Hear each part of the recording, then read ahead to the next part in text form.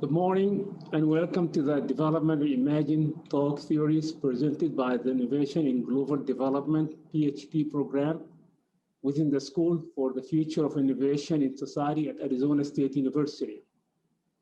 Development Reimagined is purpose-built around themes within global development. Last semester, our theme was Development Pioneers. This semester, we are discussing under the broader theme of sustainability and development. We have lined up an exciting set of speakers and panelists who are global change makers seeking solutions to 21st century development challenges and actively driving development agenda from their respective fields.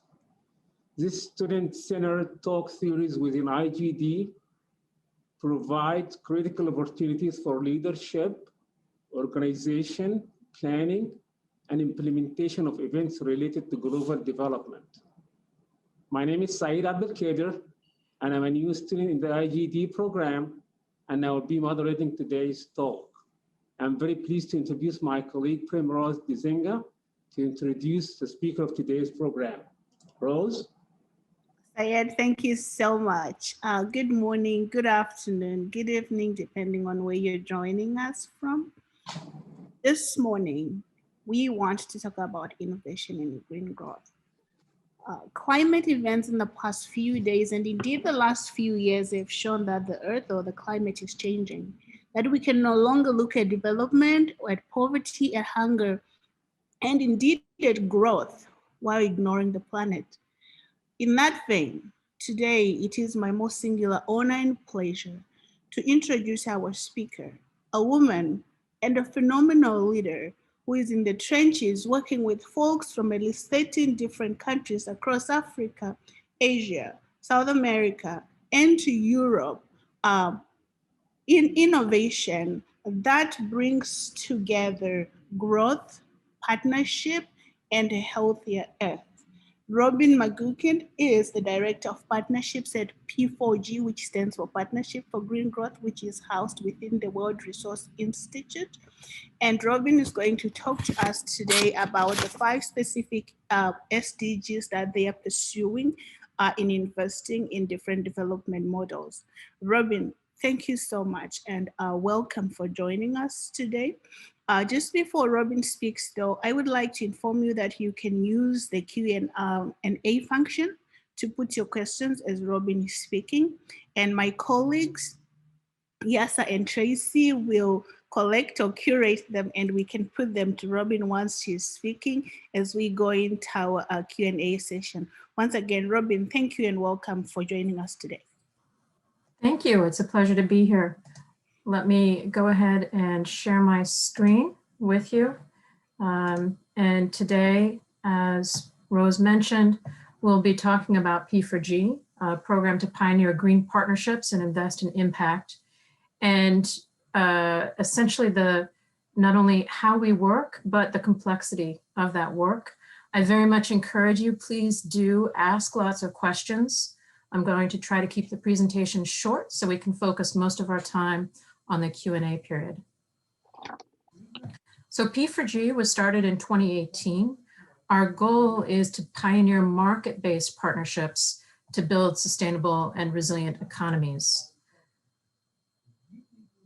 We have 3 primary activities. We invest in commercially viable partnerships.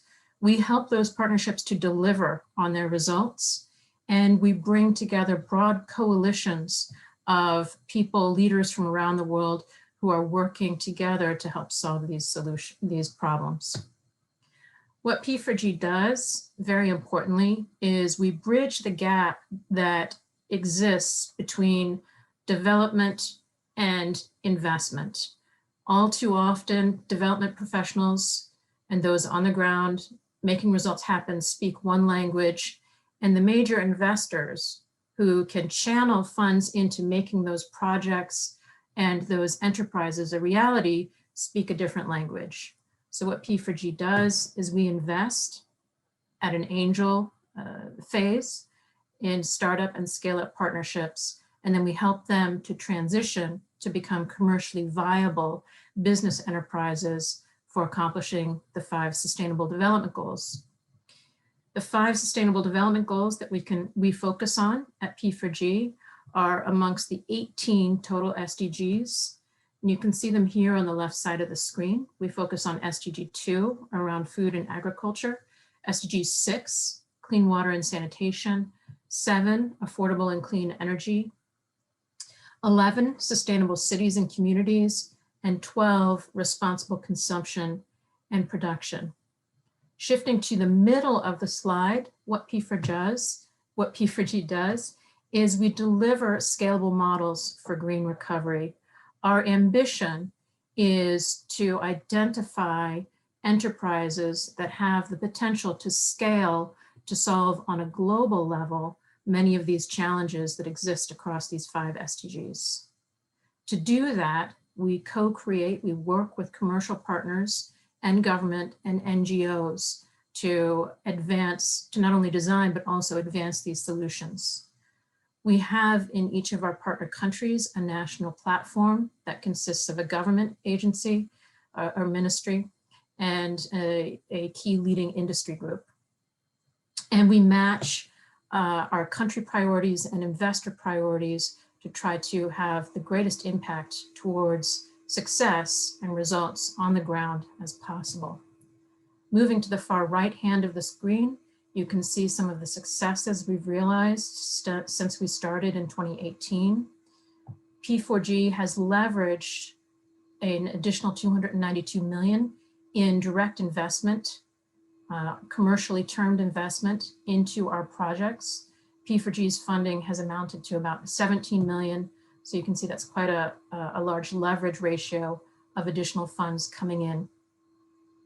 And you can see as well, we have focused on emissions reductions and realized significant progress there. And we're very much in early days. We have over 500,000 people that have already been positively affected on the ground by our projects and partnerships.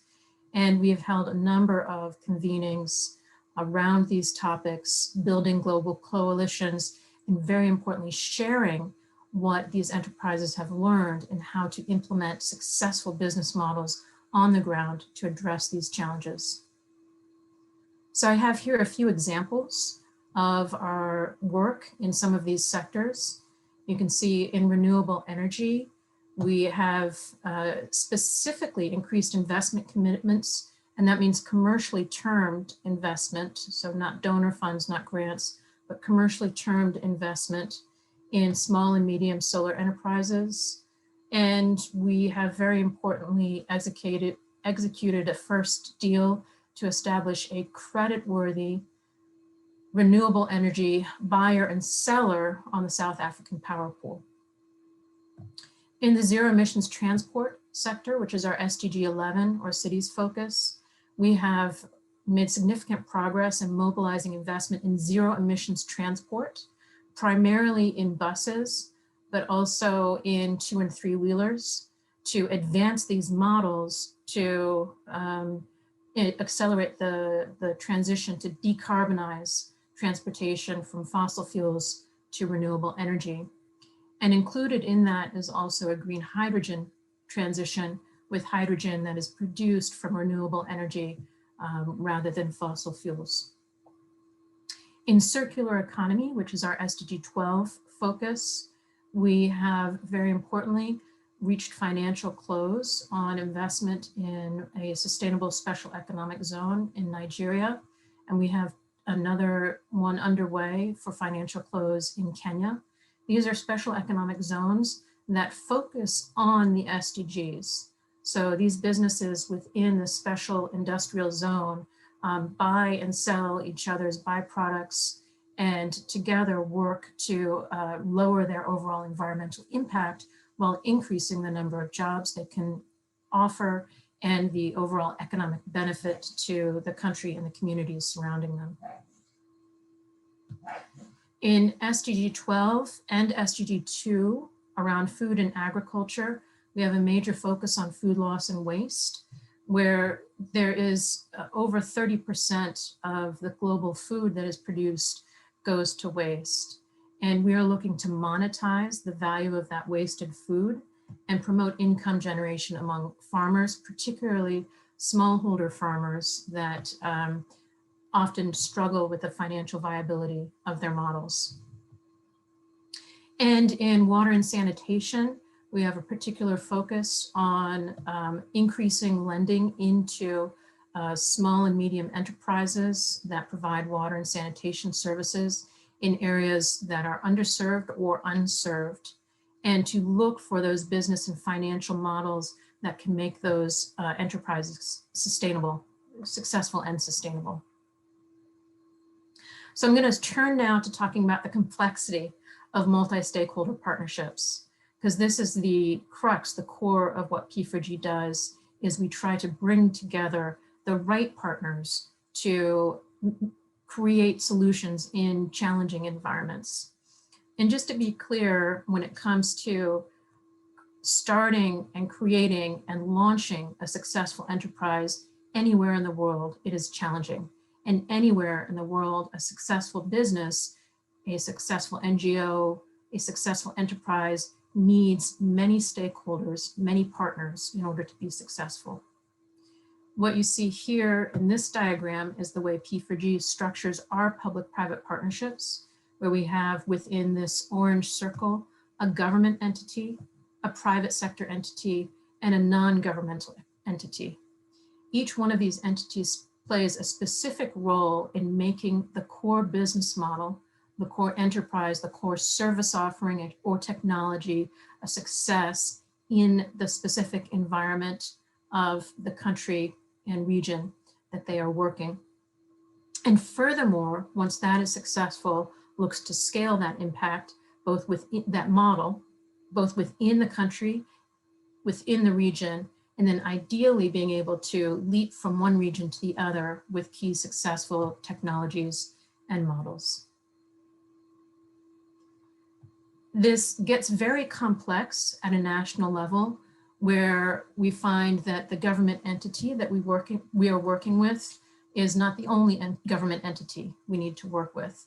So one of the critical things that P4G does is works with our partnerships to continue to engage in the additional ministries that may be needed in order for the project to be successful. So whereas they may have the initial connection and endorsement from a county government or a provincial government, there may be regulatory challenges that are faced at a national level that may be within a Ministry of Energy, and similar regulatory challenges, but of a different nature, that are within the Ministry of Trade and Finance. And so we try to bring together these coalitions to address not only the policy changes that may be needed in order for the sector to be successful, but then to show the very tangible outcomes of those policy changes through economic growth on the ground in the implementation of these partnerships. And then you can see with level 2 here, it gets even more complex, because truly to be successful, you need to engage not only multiple government entities, you need to engage multiple businesses and NGOs and bring together the right NGOs, the right businesses to fill any gaps that the team might have in order to overcome the many challenges that any new business faces when starting up.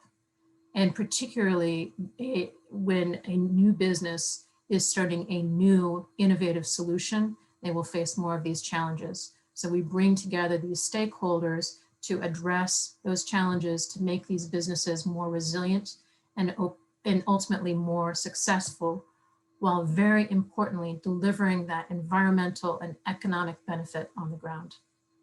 We're all about impact. So just to emphasize here, these are our range on the left of commercial partnership goals.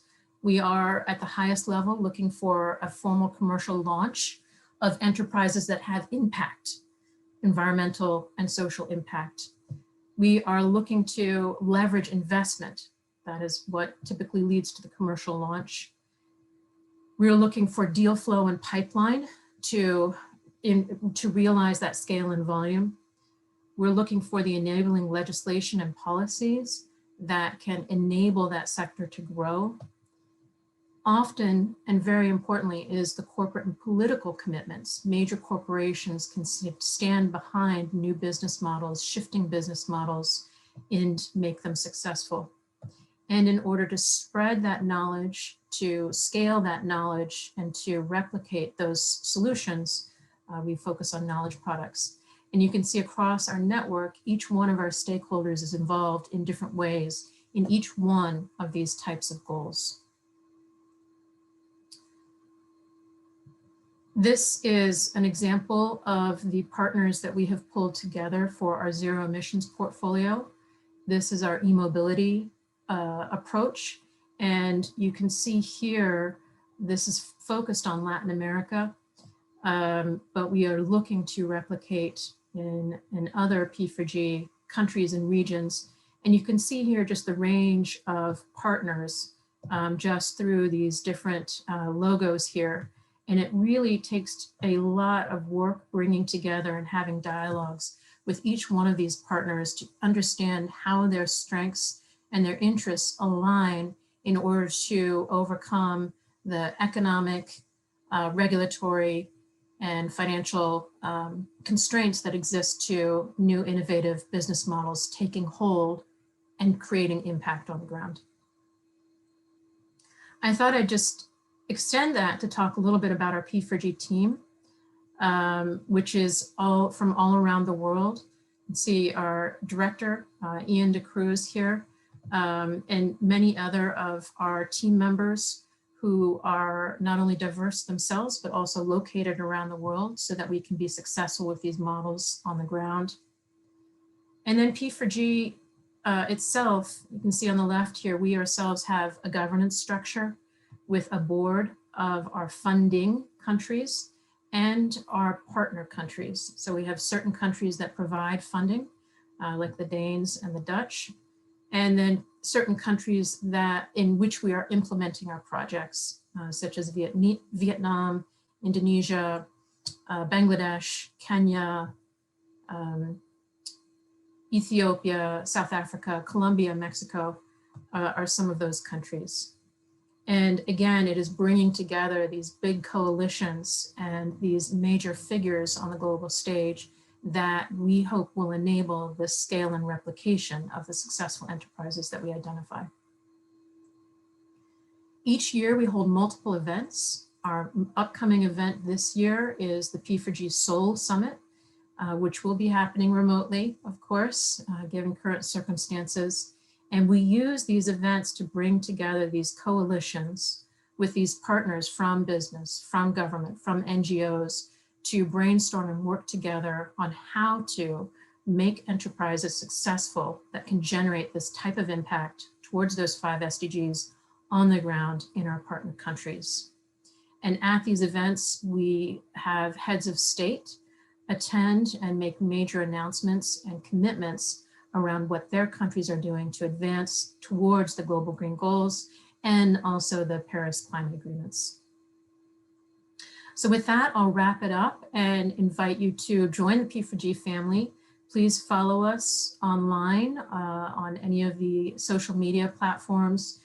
Use hashtags about your innovative ideas and your innovative work and other innovative work that you're seeing out there.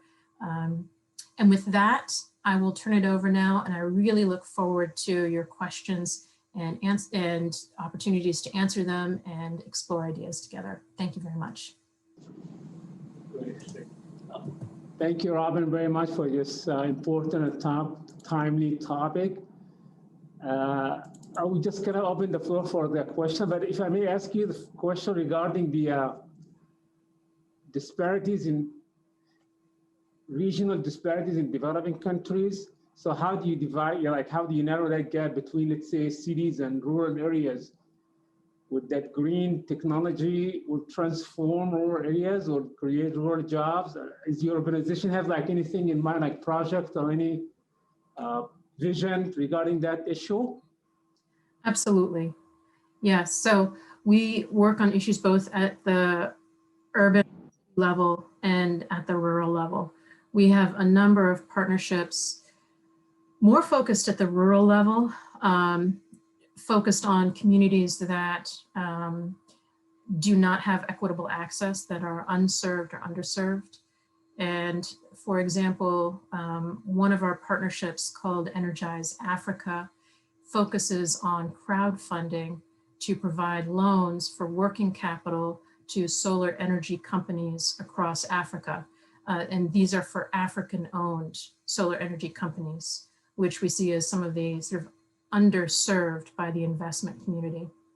And this is a platform where normal citizens in any country really can get online and can invest anywhere from, you know, £50 or €50 to a specific solar enterprise that they think, and the prospectus is presented on the website, can return an investment, and there is a guaranteed return on investment.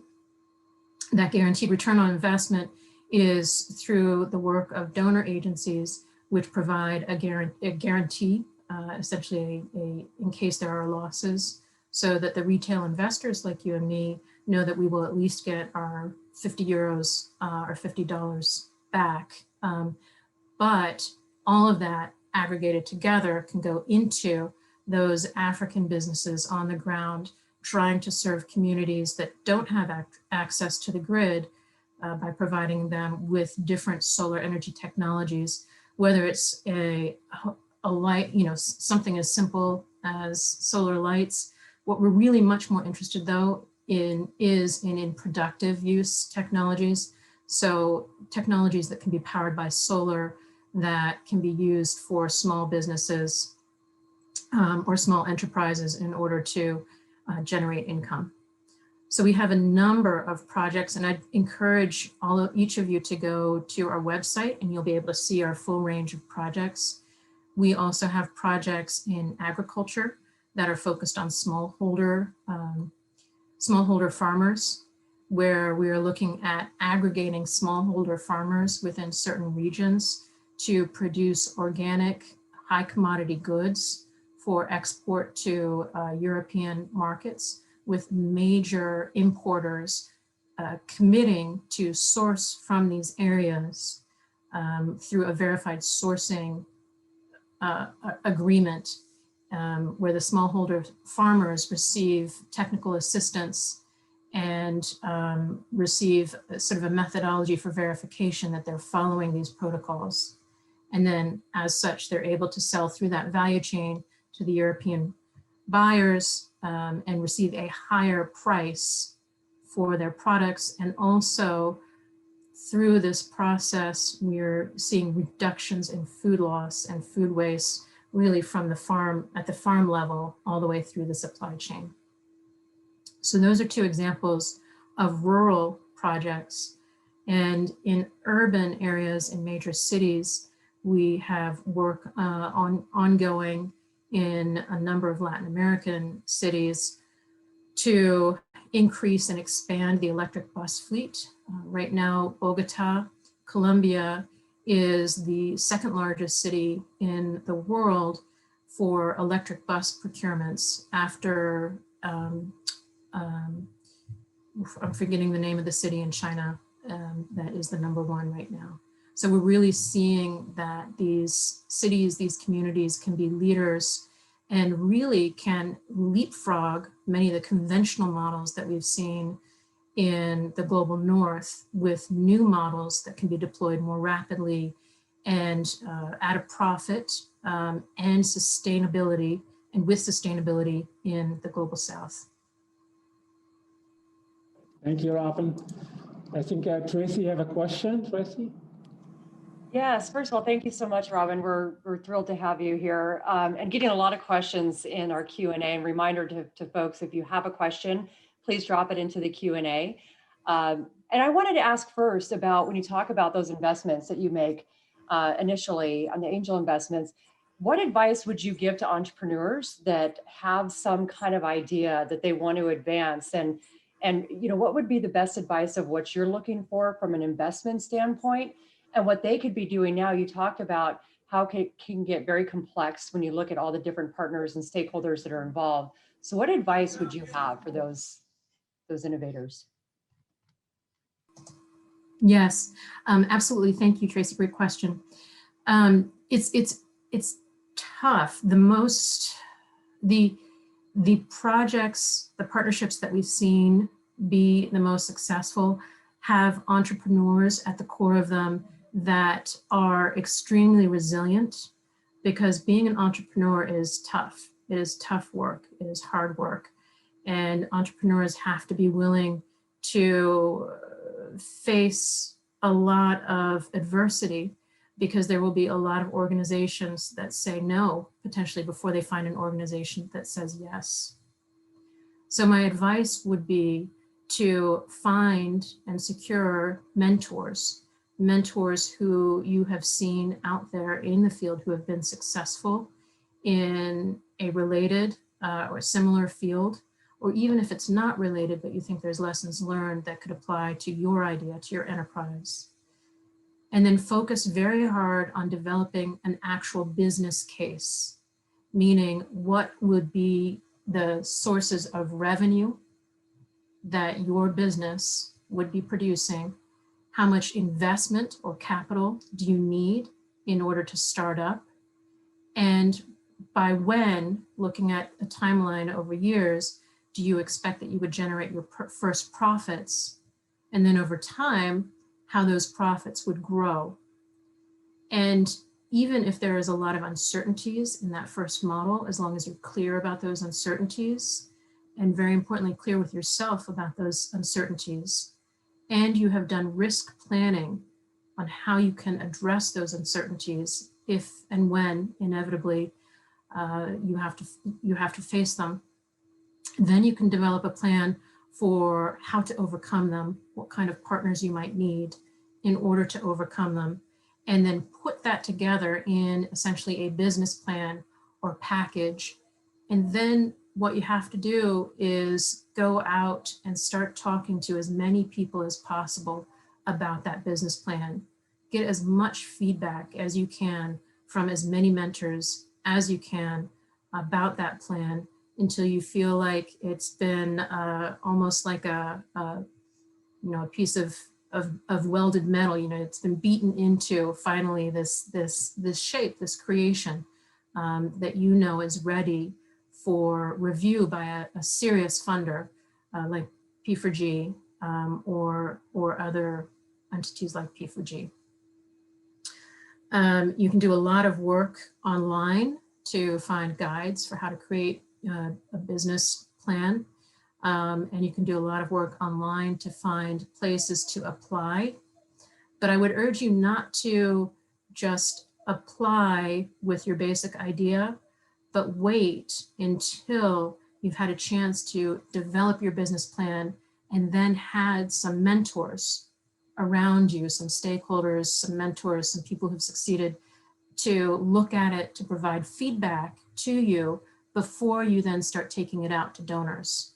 Because you can spend a lot of time in preparing applications that you think might be compelling to a donor, but at the end of the day, until you have that business plan where it needs to be, that application to a donor is likely not to be compelling. So my advice is find mentors, develop a solid plan with solid numbers, test that plan again and again and again, and be ready to improve it until you feel like you have a final product that is ready to take out to donors and investors. That's great. Thank you, Robyn. And that's sound advice for any entrepreneur, and just really the impact of those that are around you that can help guide you and help kind of, bring you along from a mentorship perspective. We have a question from Tanner, from one of our audience members, then I'm going to pass it off to my colleague Yasser for other questions we're having in the chat. And it relates to just about investments and how P4G looks at that. And Tanner asks, how does P4G ensure that local residents where these investments are made benefit from the investments? Are there local residents left out of the benefits by P4G working primarily to launch commercial enterprises? And does P4G see economic growth as a positive social outcome? And where do you all see these concepts diverge? I think this is a great question coming from Tanner about that. I think we all get concerned about, how do we know we're making impact in the areas that are intended? Yeah, absolutely. And there is the rule of unintended consequences, which we try to avoid. I think all of us working in this sector.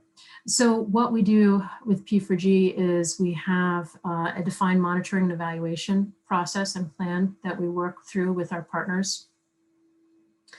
And we recognize pragmatically that, so for example, the crowdfunding platform Energize Africa, they are going to be funding specific solar enterprises. Those solar enterprises will be going out and trying to find customers that can afford the solar technology. As P4G, we can't guarantee that these enterprises are getting out to every single community. What we do, though, is we try to make sure that there is enough activity and to increase that activity so that the chances of those economically beneficial and socially and environmentally beneficial goods getting to as many people in a beneficial way as possible does occur. And we track that through monitoring and evaluation. We do have audits of our programs, of our partnerships, to go back and ensure that that M&E was followed and had the results that were anticipated. Now, it's one thing with smaller projects that have potentially fewer unintended consequences. We also have a number of larger projects. One of those that I mentioned and showed a picture of was the Sustainable Special Economic Zones. And these are industrial zones.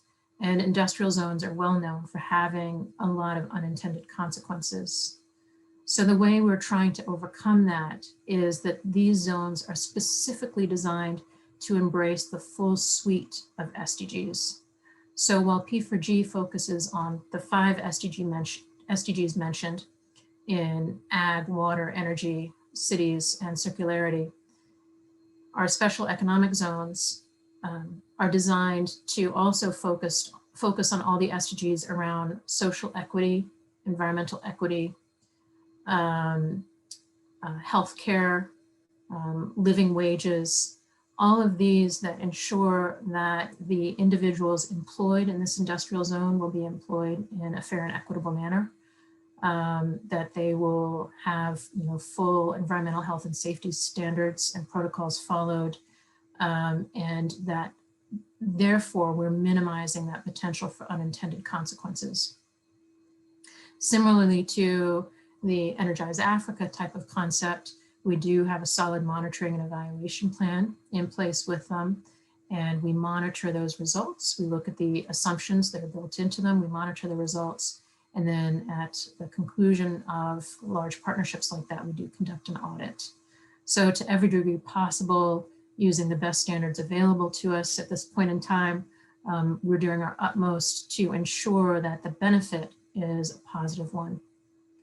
There was a second part of the question about whether economic growth is uniformly positive. And one of the things we are focused on is equity in economic growth. So meaning that economic growth doesn't just accumulate with those that are already, that are not in need, but rather that economic growth accrues to those who do not have the accumulated wealth.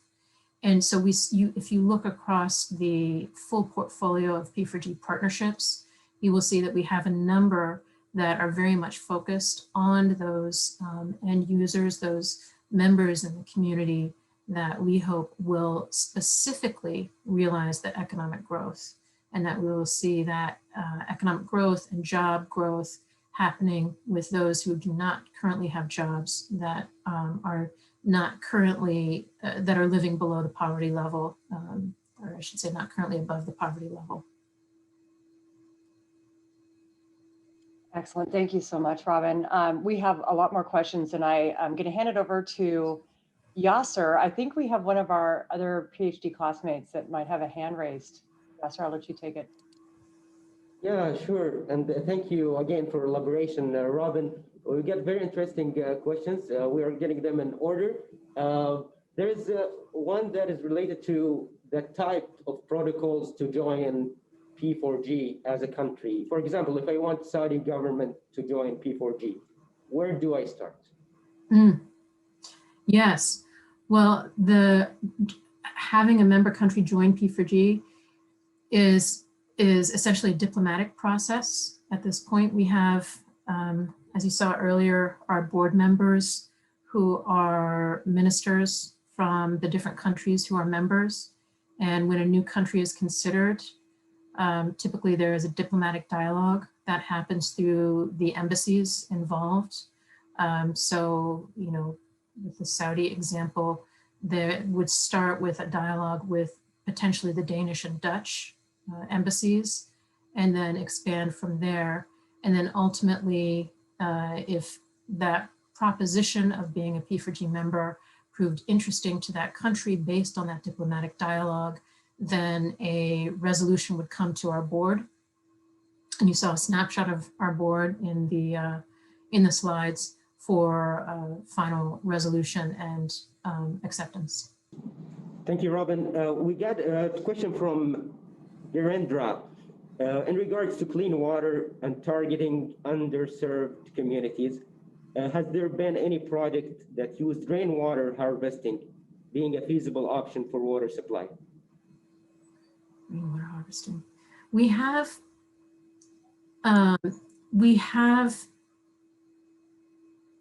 3 partnerships that are looking at the type of community, maybe 4 partnerships that are looking at the type of community that might use rainwater harvesting. What we are doing is focusing not so much on the specific technology or source of water used, but rather focusing on the cleanliness of that water. So we have one partnership that's focused on ensuring that water, whether it comes from aquifers or from rainwater, that those communities have access to affordable water filtration systems, particularly in countries that tend to have an accumulation of toxic chemicals. So we're looking at a low-cost technology to filter out those toxic chemicals. And then we have 3 partnerships that are looking at essentially enhanced models for the private sector to be able to provide utility type services in areas where utilities are not functional.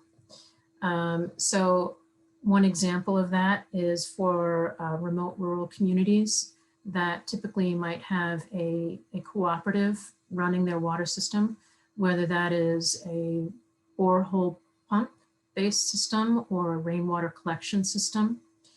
And what this partnership would do is essentially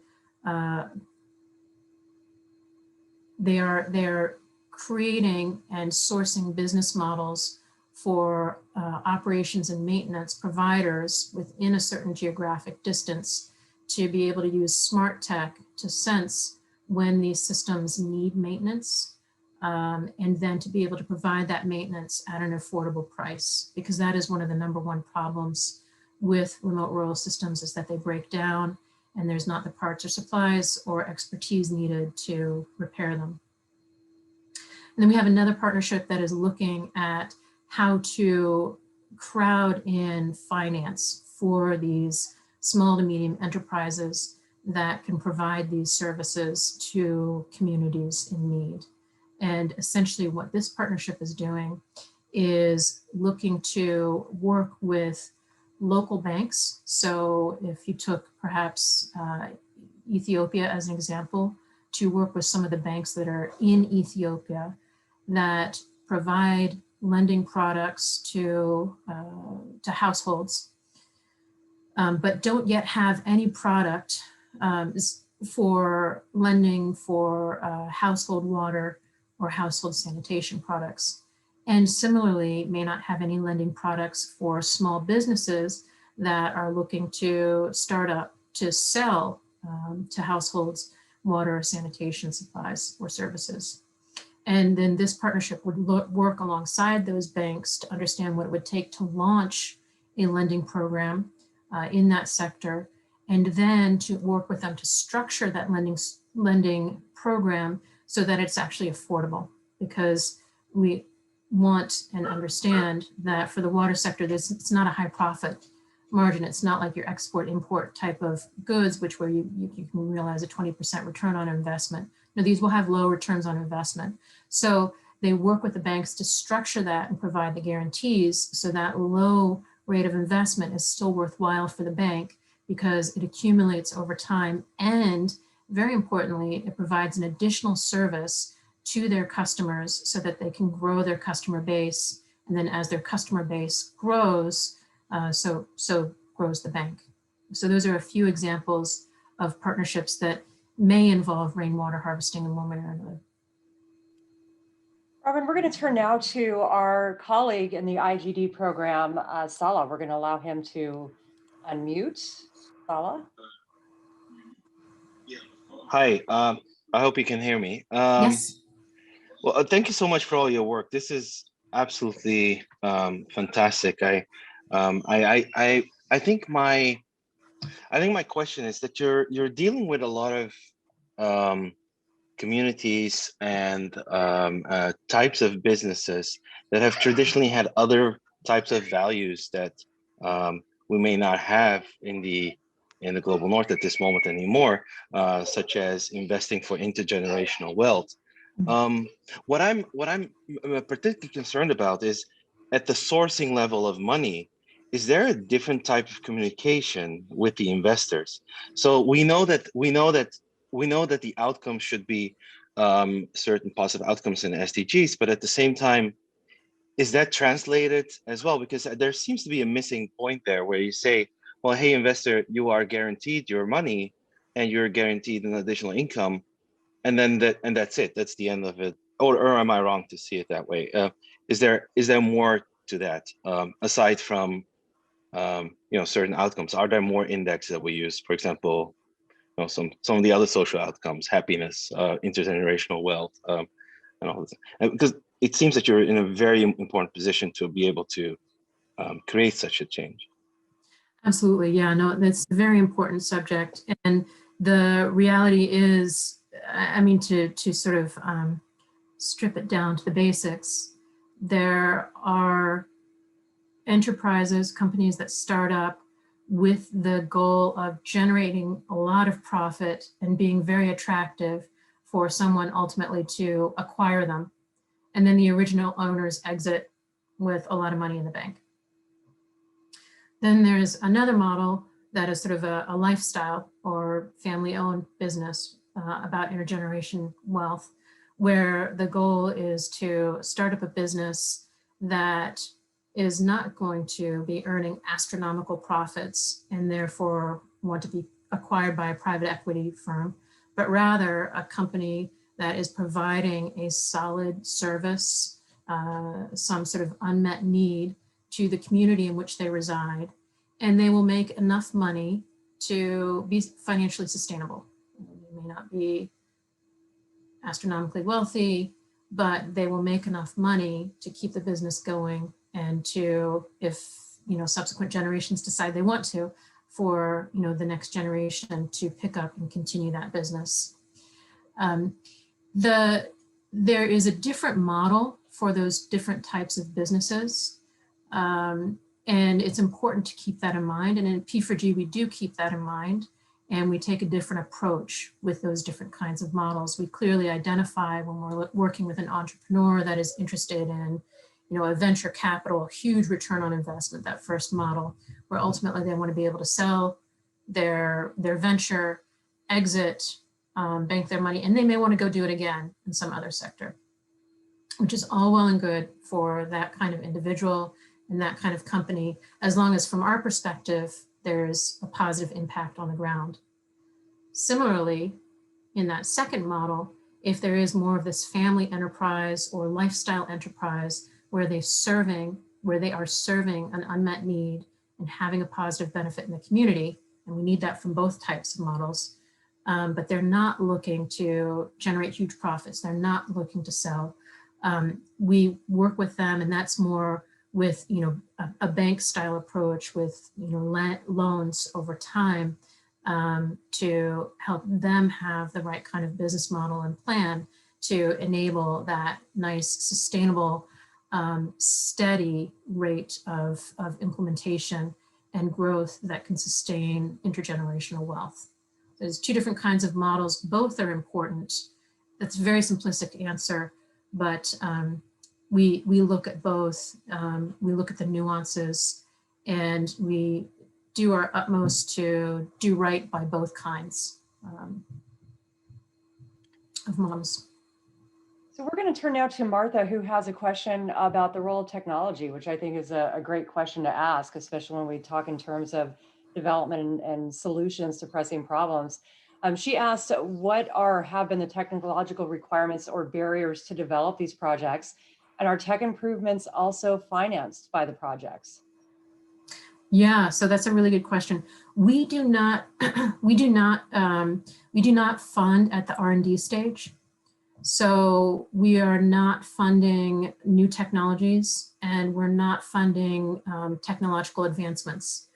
What we are funding is where, as an example, a technological advancement combined with a business advancement that has been huge for off-grid communities and connected communities is pay-as-you-go technology. So what we're interested in is how can you take that technology and business model combined and expand its use and possibly transfer its use from one sector to another. So, we've seen it used in the energy sector a lot. We're seeing it used in the broadcast sector for TV and that kind of access. And now we're seeing it used in the water sector as well. Where could that expand next to have, to be able to provide services that have previously been unaffordable to communities that don't have access to those services? So we're looking for how can those breakthrough models be replicated, scaled, and then advance from one region or one sector to another. And I'll add to that, let me just add to that, the reason we do that is we're focused on solving the challenges in the business model rather than focused on solving challenges in the technology R&D model.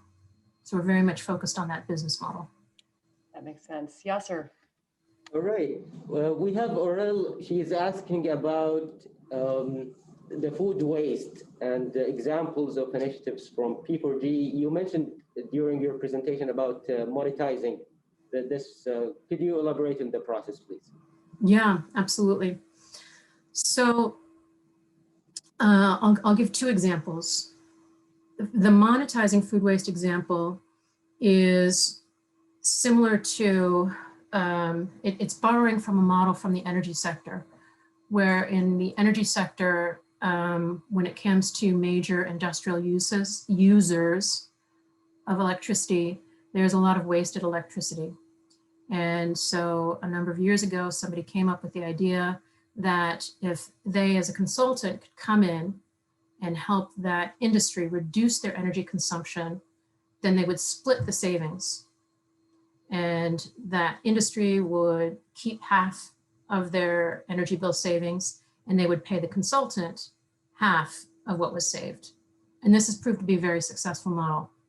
So now we are working on taking that model into the food sector, where major commercial and industrial processors of food who source and use large volumes of food, they have a lot of food waste that occurs throughout their food processing. And so we're working with a specific private sector entity on a consulting approach where similarly they would come in and they would work with that commercial or industrial food processing plant to reduce the amount of food waste that occurs on the processing floor, and then they would split the savings. What we're seeing is that those savings can actually be very significant. They were thought to be inconsequential at first, but those savings can be significant, and they can be significant enough that, very importantly, a bank, and we have a couple of major banks interested in this, major global banks interested in this, will be willing to finance all the capital improvements that are needed in that processing plant in order to realize those savings. And then the bank gets repaid based on those savings. So a certain amount goes to the consultant, a certain amount goes to the processing plant, and a certain amount goes to the bank to pay off the loan. And we're seeing that the financials work. So that's huge. The other model we're working on with smallholder farmers is on moving the value add processing further upstream. So the principle being with smallholder farmers, it's very difficult when you have a good that goes bad very quickly. Tomatoes, mangoes, you name it, there's so many fruits and vegetables that go bad very quickly.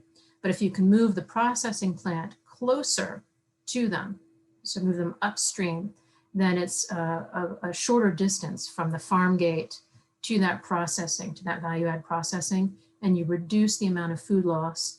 And therefore the farmer is making more, because instead of losing 30% of their crop, or sometimes 50 to 100% of their crop, much more of it is getting to that processing plant and being turned into a non-perishable or less perishable good that can then be sent down the value chain. So those are two of the models we're working on with food loss and waste. That was very beneficial. Robyn, we got a question from Buki about how you have been able to getting the buy-in from regional governments and communities to adopt your models. How accessible are the solar panels to marginalized, vulnerable people and the rural communities? That's two questions. Yeah, so from getting a government and government buy-in and community buy-in, one of our criteria for our partnerships is that they demonstrate that they've got that strong on-the-ground expertise and a connection to the specific group with which they're working. So in their proposal, they have to demonstrate that they have not only someone on the ground who has been working with those governments and those communities, but also that they have a clear understanding of the issues and needs of those communities and those government entities. And ideally, they're able to demonstrate that through prior work with those communities. They can say, oh, well, we've been working with this community on XYZ product, and now we're going to extend it to ABC product. So they can say, we really understand what this community is looking for and what they need. And if they have that, typically they're also working with the government entity or entities involved with that community. Secondly, we look for them to provide evidence of government or community buy-in. So to provide a memorandum of understanding or at least a letter of no objection that comes from the government entity most relevant to that project or partnership. We have one more question, and those of you who put in questions in the Q&A, we thank you for your contributions to that. We've got a lot of great questions and just a wonderful discussion. We have a question as PhD students and wanting to evoke change in the world and wanting to have an impact with the research that we're doing. So Robyn, what would you suggest are opportunities as internships for PhD students, and how can we get involved with the work that you're doing to have an impact? Absolutely. Well, our host organization, World Resources Institute, has a number of great internships all throughout the year and all throughout all of our programmatic areas, not just P4G, but the full spectrum of areas in which WRI, World Resources Institute, works. So I'd encourage you to keep an eye on that. I know our HR department also enters into key strategic arrangements with certain universities to have sponsored interns to make it sort of a little bit easier for an intern to come into WRI, because we do operate as a nonprofit. So those would be two interesting avenues to explore. And then I'd also encourage you to take a look at some of the organizations that P4G partners with and look there for internships. Particularly if you look through our partnership pages and you see organizations like, well, there's any number that I could mention, but where you see there's an organization working on a sector that you're interested in, reach out to them and see if they've got an internship opportunity. Look for them on LinkedIn. Look for me on LinkedIn. If I or my colleagues can help make a connection, happy to do so. But I'd say, keep an eye out on what's going on with the projects, which organizations are working on those projects, target the organizations that you find most inspiring, and reach out to them and see what they might have available for internships. Thank you so much, Robyn. And again, apologies to those who had questions in the Q&A that we couldn't get to. This has been such a rich and robust discussion about such important work that you're doing, Robyn, and certainly that we hope to do. And with that, thank you to my colleagues, Yasser and Syed, Dr. Shetri, and I want to hand it off to Primrose to give you our final thank you and welcome. So I would like to ask all of you to help me thank Robyn for this enlightening talk. And I think to just show that there are more paths to development and we need innovation. And also thank you for joining us this morning. Robyn, it has been an honor and a pleasure to have you. And this is only the beginning of our relationship, and we will follow up and work with you in the future. Thank you so much for coming. Yeah, thank you. It's been a real pleasure to talk to you. I love these questions, really, really good questions. I love the work that all of you are doing, that your program is doing. So please keep it up. It's tough work.